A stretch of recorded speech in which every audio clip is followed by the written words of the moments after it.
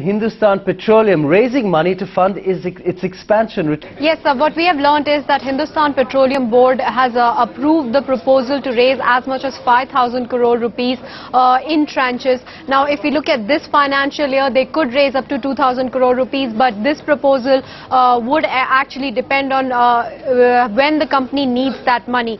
And it may or may not need the 2,000 crore rupees this year, but that is how much it can raise, and even in the subsequent time, it will use this money for its capital expansion, which it has planned right now. Now, all this money would be raised in terms of long-term borrowings through bonds and debentures, and the advisor for this was SBI Caps. And HPCL actually already has huge borrowings on its books, but it still had scope to raise this money in the form of long-term borrowings. And since capital expansion is very high on the agenda for HPCL management, this approval was taken.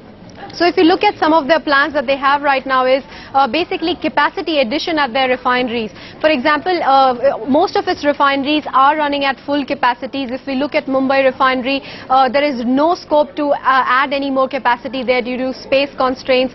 So for capacity addition, currently it is already constructing Bhatinda refinery with L&T Mittal, and the capacity addition at Vizag, a decision on that is expected to be taken sometime next year and was delayed due to the financial downturn.